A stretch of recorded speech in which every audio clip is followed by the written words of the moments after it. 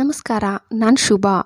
ಬೆಳ್ಳುಳ್ಳಿನೂ ಬೆಂಕಿ ಮೇಲೆ ಸುಟ್ಟು ನೀವೇ ಶಾಕ್ ಆಗ್ತೀರಿ. ಮೊದಲನೇ ಟಿಪ್ಸು, ಒಂದೊಂದು ಶರ್ಟ್ಗೆ ಏನಾಗುತ್ತೆ, ಹೊಸ ಶರ್ಟ್ ಆಗಲಿ ಇದು ಒನ್ ಟೈಮು ವಾಶ್ ಮಾಡಿದ್ದೀವಿ, ಆದ್ರೂ ಇದು ಬಟನ್ ಹಾಕ್ಕೊಳ್ಳೋದು ತುಂಬ ಕಷ್ಟ.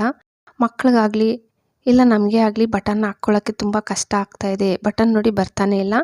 ಆ ಟೈಮಲ್ಲಿ ನಾನು ಹೇಳ್ಕೊಟ್ಟಂಗೆ ಸೇಫ್ಟಿ ಪಿನ್ ಹಾಕ್ಬಿಟ್ಟು ಈ ಥರ ಎಳ್ದಿದ್ದೀರಂದರೆ ತುಂಬ ಸುಲಭವಾಗಿ ಬಟನ್ ಹಾಕ್ಕೋಬೋದು. ನೋಡಿ, ಇನ್ನೂ ಒಂದು ಬಟನ್ ಹಾಕ್ಬಿಟ್ಟು ತೋರಿಸ್ತೀನಿ.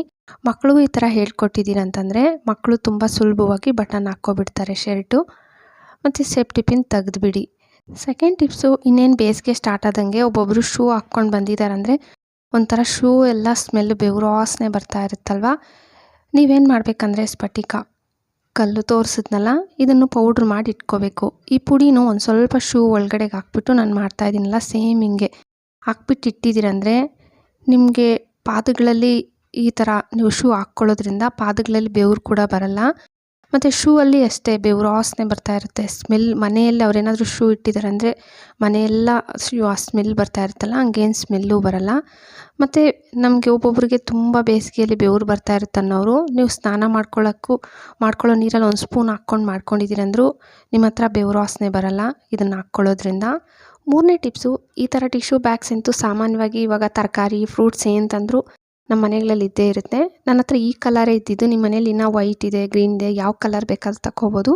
ಸೇಮ್ ಎರಡೂ ಸೈಡು ಕಟ್ ಮಾಡಿದ್ನಲ್ಲ, ಮತ್ತು ಎರಡೂ ಸೈಡು ಕ್ಲೋಸ್ ಇದೆಯಲ್ಲ, ಇದನ್ನು ಕಟ್ ಮಾಡ್ಕೊಬಿಡಿ.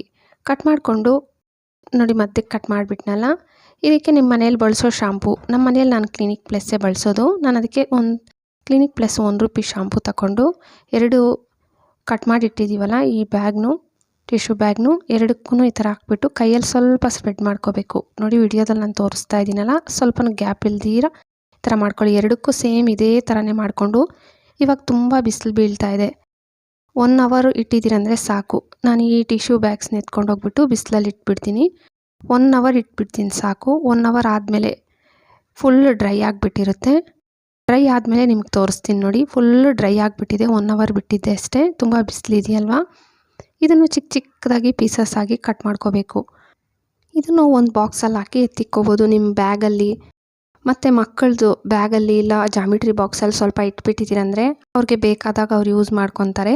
ಇವಾಗ ಸೋಪಲ್ಲೇ ನಾವೆಲ್ಲನ ಹೋಗುವಾಗ ಇಲ್ಲ ಹ್ಯಾಂಡ್ ವಾಶ್ ಮಾಡ್ಕೊತೀವಿ ಅನ್ಕೋ, ಆ ಸೋಪ್ ಸ್ವಲ್ಪ ತೇವ ಇದ್ದರೆ ಬ್ಯಾಗಲ್ಲಿ ಇಟ್ಕೊಳ್ಳೋಕ್ಕೂ ಆಗೋಲ್ಲ. ಇದು ನಮಗೆ ಕ್ಯಾರಿ ಮಾಡೋಕ್ಕೂ ತುಂಬ ಚೆನ್ನಾಗಿರುತ್ತೆ. ನೋಡಿ, ವಾಶ್ ಮಾಡಿಬಿಟ್ಟು ತೋರಿಸ್ತಾ ಇದ್ದೀನಿ. ತುಂಬ ಚೆನ್ನಾಗಿ ನೊರೆ ಕೂಡ ಬರುತ್ತೆ. ಇದು ಮಾಡೋದು ತುಂಬ ಸುಲಭ. ನೀವೇ ನೋಡಿದ್ರಲ್ಲ, ₹1 ಶಾಂಪು ಮತ್ತು ಟಿಶ್ಯೂ ಬ್ಯಾಗ್ಸ್ ಅಂತೂ ಸಾಮಾನ್ಯವಾಗಿ ನಮ್ಮ ಮನೇಲಿರುತ್ತೆ. ಇದನ್ನು ಮಾಡ್ಕೊಂಡು ಎತ್ತಿಕ್ಕೋಬೋದು ನೀವು. ನೆಕ್ಸ್ಟ್ ಟಿಪ್ಸು, ಬೆಡ್ಶೀಟ್ ತಗೊಂಡಿದ್ದೀನಿ. ಇವಾಗ ದಪ್ಪ ಬೆಡ್ಶೀಟ್ಗಳನ್ನೆಲ್ಲ ನಾವು ಕವರಲ್ಲಿ ಎತ್ತಿಕ್ಕ ಕವರ್ಗಳಿರಲ್ವಲ್ಲ, ಸೇಮ್ ವಾಶ್ ಮಾಡಿದ್ಮೇಲೆ ಈ ಥರ ರೋಲ್ ಮಾಡ್ಕೋಬೇಕು. ಕೆಳಗಡೆ ಒಂದು ವೇಲ್ ಹಾಕ್ಕೊಂಡಿದ್ದೆ ಹಳೇದು, ಫಸ್ಟ್ ರೋಲ್ ಮಾಡಿಕೊಂಡು ಮತ್ತೆ ವೇಲ್ ಒಳಗಡೆ ಇಟ್ಬಿಟ್ಟು ರೋಲ್ ಮಾಡ್ತಾ ಇದ್ದೀನಿ. ಸೇಮ್ ಇದೇ ಥರನೇ ರೋಲ್ ಮಾಡಿಕೊಂಡು ನೀವು ಲಾಸ್ಟ್ ಎಡ್ಜಸ್ ಇತ್ತಲ್ಲ, ಇದಕ್ಕೆ ನಾನು ರಬ್ಬರ್ ಬ್ಯಾಂಡ್ ಹಾಕ್ಕೊತಾ ಇದ್ದೀನಿ. ನೀವೇನು ರಬ್ಬರ್ ಬ್ಯಾಂಡೇ ಹಾಕ್ಕೋಬೇಕಂತೇನಿಲ್ಲ. ಸ್ವಲ್ಪ ದಾರ ಇದ್ದರೆ ಟೈಟಾಗಿ, ಅಂದರೆ ಧೂಳು ಗಲೀಜೆಲ್ಲ ಹೋಗ್ದಿರ ಟೈಟಾಗಿ ದಾರ ಕಟ್ಬಿಡಿ. ಇದನ್ನು ನೀವು ದಿಂಬು ಥರ ಬೇಕಾದರೆ ದಿವಾನ ಮೇಲೆ ಹಂಗೆ ಇಟ್ಬಿಟ್ಟು ಯೂಸ್ ಮಾಡ್ಕೋಬೋದು. ಇಲ್ಲಾಂದರೆ ಸರ್ಜಾ ಮೇಲೆ ಹಂಗೆ ಎತ್ತಿಕ್ಬಿಡ್ತೀವಿ ಅಂದರೆ ನೀಟಾಗಿ ಎತ್ತಿಕ್ಬಿಟ್ಟು ನಿಮ್ಗೆ ಬೇಕಾದಾಗ ಯೂಸ್ ಮಾಡ್ಕೋಬೋದು. ಲಾಸ್ಟ್ ಟಿಪ್ಸು, ಇವಾಗ ಬೆಳ್ಳುಳ್ಳಿ ರೇಟ್ ತುಂಬ ಕಮ್ಮಿ ಆಗಿದೆ. ಈ ಟೈಮಲ್ಲಿ ನಾವೇನು ಮಾಡ್ತೀವಿ, ಬೆಳ್ಳುಳ್ಳಿ ತಗೊಂಡು ಸ್ಟೋರ್ ಮಾಡ್ತೀವಲ್ಲ, ನಿಮಗೆ ಬೆಳ್ಳುಳ್ಳಿ ಜಾಸ್ತಿ ದಿನ ಇರಬೇಕು, ಮೊಳಕೆ ಬರಬಾರ್ದು, ಹಾಳಾಗಬಾರ್ದು ಅಂತಂದರೆ ನಾನು ಹೇಳ್ಕೊಡೋ ಟ್ರಿಕ್ಸ್ ಒಂದು ಸತಿ ಟ್ರೈ ಮಾಡಿ.